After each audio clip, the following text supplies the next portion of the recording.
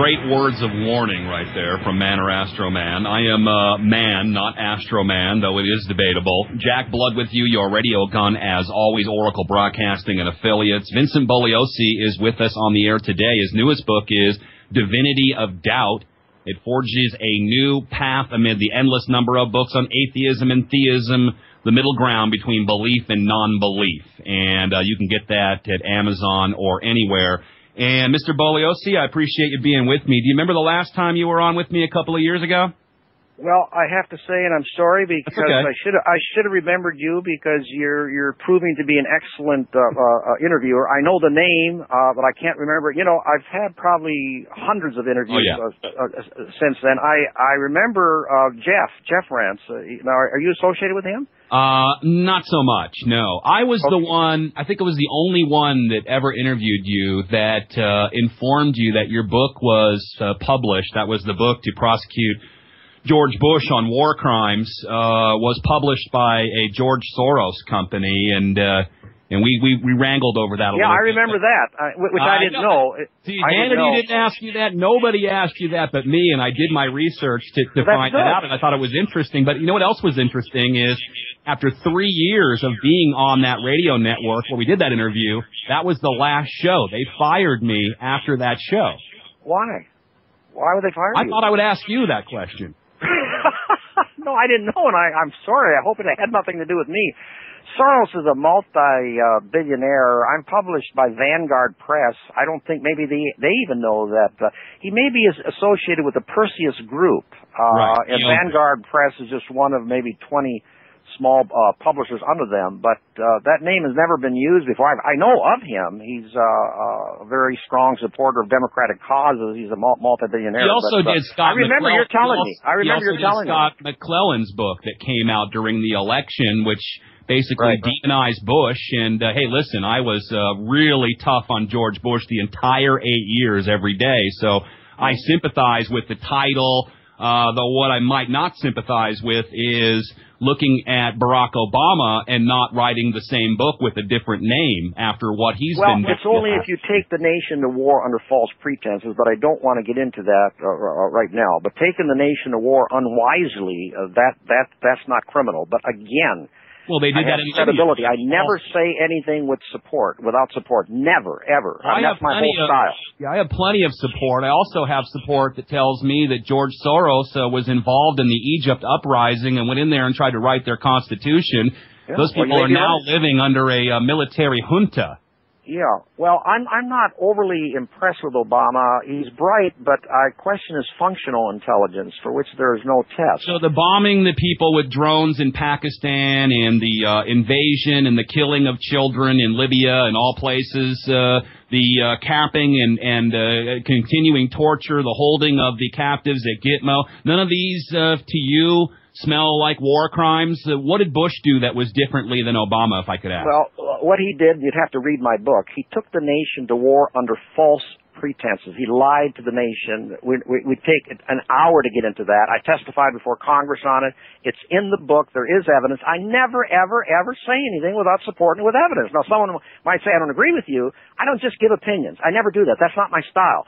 But we're drifting a little bit. You're not saying that's what I'm doing, because I have direct evidence that shows that we were lied to get into the war into Libya just recently. Okay, well, if you have that, then if that is true, then he's taken us the nation to war under false pretenses in Libya, and then he should be prosecuted if you have the evidence. But I have the evidence. I have the evidence. Now, it may be disputed. I can tell you that whole issue is very much alive. There's a documentary based on the book that'll probably be reaching the big screen in about 6 months.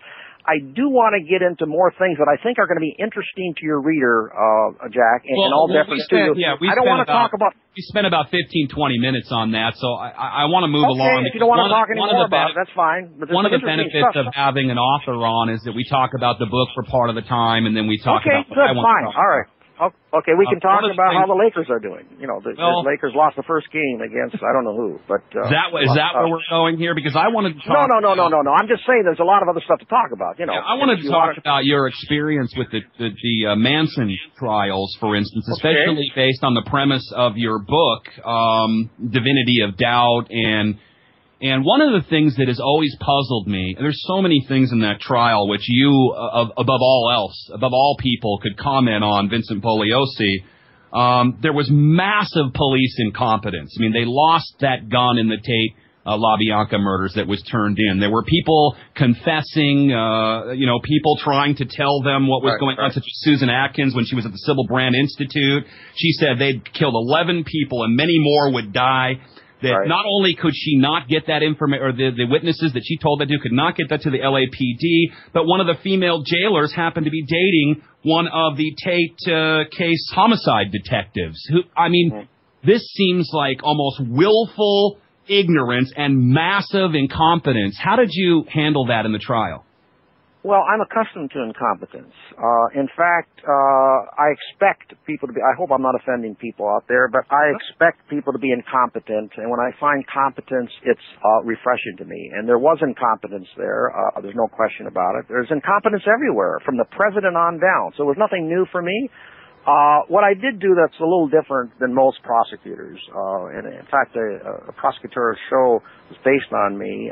Bob Conrad was portraying me, and Jack Webb was the director, and Webb had Conrad in the courtroom the whole hour, and I said, Jack, look, the prosecutor's going to be out in the street, knocking on doors, interviewing people, so they changed it, and they had him the first half hour out in the street, last half hour in the courtroom. It didn't do very well. It was called a DA.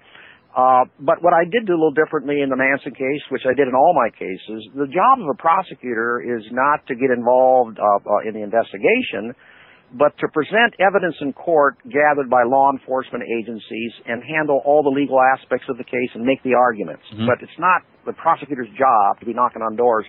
However, because I know there's incompetence out there, and maybe that's not the only reason, I always got involved in my cases. I got heavily involved in the investigations. To rely on law enforcement is okay if they do a good job, but if they don't, it's legal suicide. So I got very heavily involved in the investigation of the Manson case. And let me move it along here, too, and thank you for your answer and for working with us here, Vincent Bugliosi. The lead defense attorney in the Manson trial, as you know, Ronald Hughes, had just passed the bar. He'd never even tried a single case, and he wasn't found missing and ended up dead on the very day that the sentences were returned. Right. He was not. He was the defense attorney for Leslie Van Houten. He was not the main defense attorney in the case. The main defense attorney. Well, there were two main defense attorneys. Both of them heavily experienced.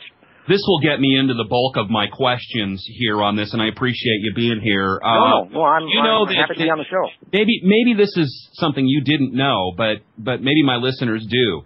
That Charles Manson was ultimately arrested on charges unrelated to the murders, which then led to the raid on the compound on October 12th, which happened to be Aleister Crowley's birthday. Do you find that a little strange? You know, Aleister Crowley, the famous Luciferian and Satanist. Is that just a weird coincidence? So I didn't put that together until you did, Jack. You're very interesting. No, I did not know that. I did not know he was... Yeah, no, he was not arrested on murder charges, but on theft and arson charges out in Death Valley. You're right on that. Arrested you had the right date, but I didn't know about the cross. He was also arrested on narcotics charges in 1967, again, coincidentally, by Frank Salerno, who, as you know, ended up leading the task forces for both the Hillside Strangler murders and the Night Stalking killings. And at that time, Frank would have had no idea that Charlie was involved, allegedly, in these murders. Yeah, you almost know more about the Manson case than I do. It's scary. Yeah. I mean, I forget a lot of these things, but did you? Manson was a sophisticated con man, an evil, sophisticated con man. Well, he was mind controlled, and that came out in your trial. Absolutely. That he was using mind control on these people, and the question that I know a lot of people wanted to ask you, Vincent Bugliosi, was who was mind controlling Charlie Manson? How could he do more than even the CIA allegedly could at that time? Well, it was a slow evolutionary process. He started the family up in the Haight-Ashbury district, and he had a lot of street savvy. He was a composer of music. He played a guitar, and he spoke about things that were appealing to these people. By the way, you're saying he's talking about global warming now, and they had me on some national show. I said, that's not new at all. They thought it was new. It was a story out of Spain. I said, he helped form his family, get people to follow him because of that. He was talking about the need for the preservation of wildlife and the pollution of industry by big business, all of those things. And this was very appealing to these young kids who were part of the counterculture movement, and it helped him actually get them to follow him. Yeah, and you know what? That's a really good point. We're just going to have one more segment here, about 10 more minutes with Vincent Bugliosi. I got a couple of more questions I'm building up to that I want to follow up on this Manson case. This really affected me when I was a kid, so if I can get some answers from Vincent Bugliosi himself, very helpful. Divinity of Doubt, the book. We'll be right back. Stay with us. Deadline Live.